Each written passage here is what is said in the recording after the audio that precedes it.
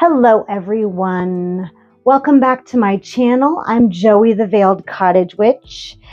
And today we are doing another episode of one card in 5 decks. Today we are focusing on the 5 of Cups. Now before we get started, I want to address anxiety, depression, and grief.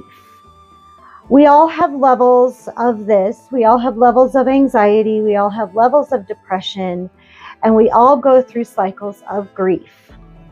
However, if this video is triggering to you in any way, please seek help from a licensed medical professional. This video will be diving into some emotional issues. You may see images that in these decks that will make you feel very heavy feelings. Please talk those through. Please do not let this video pull you under. And don't drown in those feelings. Please let those feelings and emotions flow through you. Talk them out. Don't let them become stagnant. Okay? Yeah, that's what I wanted to say about that, because we can be talking about some heavy stuff in this video. So, if you're new to my channel, I am a folk witch, a tarot mentor. I have over 30 years experience with the tarot and with witchcraft. And so I also have a master's degree in metaphysical science. So above that, I love to teach. And this is where this series has come from. So what we're doing is we are taking the imagery of the Rider-Waite system, and we're looking at it through the lens of other decks. So if that sounds good to you, stick around. We'll go through it. So today we're looking at the 5 of Cups, and the crystal for today is the blue lace agate. And what I love about the blue lace agate, if you could see here, it's a gorgeous piece. I've had this piece for over 20 years. I can't believe that I've kept a hold of this little guy that long, but this always helps me because it reminds me of the sea and how emotions tend to ebb and flow.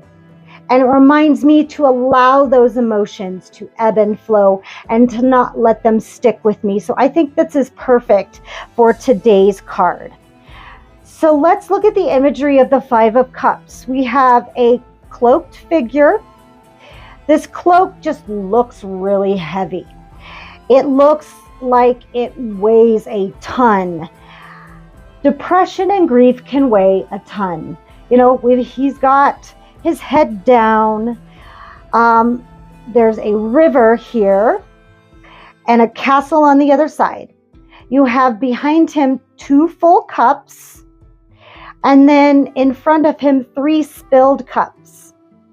Now, I learned not too long ago, and I'm amazed that I've studied these cards for 30 years and just now discovered this. 2 of the cups look like wine, and one of these cups is a green substance. And the significance of the green substance may or may not be poison. So initially, we can surmise that this cloaked figure is sad about what he's lost and is not recognizing what he has left, right? Even though one of those cups that is spilled could be poison. So take that into consideration when you read this card, that yes, he's lost 3 cups, but one of those cups might have poisoned him or her, right? This flowing stream here, to me and to most people, is the emotions, right? Just like the blue lace agate. You have to get through those emotions. Even if you use this little bridge here, you have to cross those emotions in order to find stability. And that's what that castle represents, right? But I feel like you have to be able to take off this heavy cloak in order to cross that bridge. It's a heavy load to take over there. So without going into too much further detail, I could talk about this card for a long time. But those are the main symbols that we're talking about. The cloak, we're talking about the spilled cups, and we're talking about the stability of the castle and the stream of emotions. So I have a new deck that I'm looking at today, and this is the Murder of Crows deck. I need to look at the author, and I'll have that in the description. So I have that for you below. So I went, and this has been donated to us, to the coven that I have. I dug through there because I really wanted to reach as far as I could to not recycle the same deck. So I wanted something a little bit different. So I chose the Murder of Crows. So let's look at that. So here we have a gentleman, maybe, who's half crow, looks like, or he's wearing a crow costume. And he's carrying a cup. He's clearly in agony. We have 5 crows above him. And he is just digging his talons into his grief here. He is really into the muck. And don't we tend to do that? We tend to wallow we tend to be defeated when we are feeling that depressed and that grief-stricken. We tend to dig in our heels, so to speak, and really just feel into it, right? We tend to wrap ourselves up in our blankets and make our rooms really dark and play sad music and really get into that. We feel into it and we immerse ourselves into that sadness. And this is what this figure is doing. Digging into it. This is okay to do, but not forever. All right? Yes, immerse yourself into that feeling, but it is not healthy to stay here and to live here. This should not be the state that you're in forever. You have to flow, just like that blue lace agate that looks like the ocean. You have to be able to move, and he's not moving. The crows are flying, they're moving. This figure is not, right? So again, we see that stagnation, of that black cloak and that head down. His head is up, though, in agony. He's crying out, just like the crows, right? So that's kind of in a different posture, right? But it's still the same agony, right, as this one. So that's the Murder of Crows. And this, like I said, we, as a coven, we have decks and books and tools and everything donated to us. And then people can take one and leave one. It's kind of a cool thing that we do.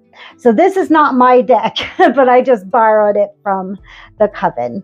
I might see what other surprises I have in there in future videos. So on we go to the Anima Mundi deck. I always talk about this is my favorite deck. It is my favorite deck. Always will be and forever will be until I find a deck that's better. So let's see what we have here. Here we have 3 cups that are spilled, right?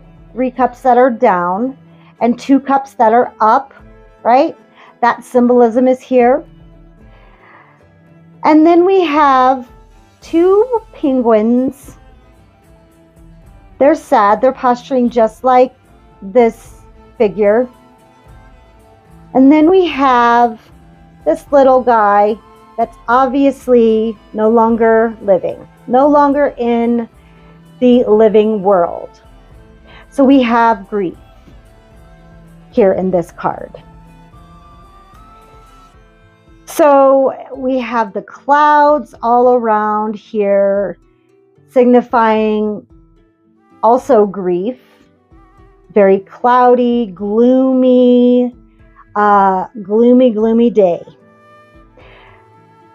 So we have, the icy, cold, bitter, all of this atmosphere adding to the grief and gloom that we see here. Everything is pointing to the loss of this little guy.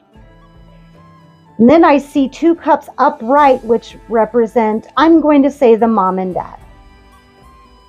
They have each other, but they don't have their little one anymore. This is a difficult card when it comes up in a reading. What is so hard about this one is I don't see any hope. Like this one a little bit too. I don't see any hope other than the crows that are flying around saying, come on, fly with me. It'll be okay. But with this card, I don't really see the hope, which makes it really hard. Other than they have each other. They have the love of each other. And I think that represents the stability here. But you have to want to see it. And that is so hard when you're dealing with depression. When you are hunkered down in that loss and in that depression and in that grief, you cannot see the blue sky outside. You cannot see the beauty all around you because you're in it. And so, like I said, it is okay to be in this sadness and in this grief and in this depression, but you don't want to stay here. You want to be able to flow through it, right? And I'm not invalidating. Like I said in the beginning, I knew this is going to be triggering, so I'm trying to really use my words wisely. It is okay to feel this way. You just don't want to stay in this emotion. You want to be able to feel it and then flow through it. So these guys might not be okay today, might not be okay next week, but eventually they're going to have to move forward, right? We all have to move forward. Which brings me to the Wildwood Tarot. So it's been all doom and gloom. So I had to choose, and I know I use this card a lot, you guys. You might be saying, oh my gosh, she's got the Wildwood Tarot again. What is she going to do now? I'll tell you. When I was looking through all of my decks, trying to choose from all of these decks, I wanted to put a positive spin on it. And I found it in the Wildwood Tarot. So let's, without further ado, look at the Wildwood Tarot. We have the Five of Vessels here. Yeah. I love this card so much. Ecstasy. Wow. Look what she's doing. She has created a circle, a witch's circle, with the pentagram, with 5 vessels at each point of the pentagram, and she is dancing it out under the stars. She is moving through her emotions. She's acknowledging them. They're acknowledged in the vessels, but instead of grieving, instead of wallowing, instead of letting it consume her, she is moving through it. She's moving her entire body and dancing it out. If anybody's seen Grey's Anatomy, when they are really depressed, they dance it out. And that is what she's doing. I apologize for the Grey's Anatomy reference, but you know, it's a thing. She is literally, taking musical instruments. She's being a musical instrument. She is moving those emotions out of her body, out into the universe. And I think that is so beautiful and so effective. That is alchemy. Taking something that is not good for you and letting it move through you and sending it out into the universe to do something good for yourself. This is beautiful. That is ecstasy. That is personal alchemy and personal transformation. I love the interpretation of this card. If you can take this and turn it into this, that's the key. That is true magic. And I love it. Look at her. I have no doubt that she went through all these stages and then finally got here. I have no doubt that if we got to see her 3-4 days beforehand, no doubt she was this way. But not anymore. She's dancing it out. She's moving those emotions out of her. Bravo. Bravo. So that was the 5 of Cups in the Rider-Waite-Smith, the Murder of Crows, the Anima Mundi, and the Wildwood Tarot. So I hope you enjoyed. I want you to comment below your interpretations. If you want to add anything that you see, please do so down in the comments. I will put all of these decks down in the description below for you in case you want to purchase them. I will also put my website down. It's also going to be across the screen here. You can book a reading. You can book a service. You can also book a class with me. You can also peruse my store of herbal products, but make sure at checkout that you enter the code word VEILED, all caps, to get free shipping on all my products. And other than that, live your best life and live for yourself. And I'll see you on the next one. Bye.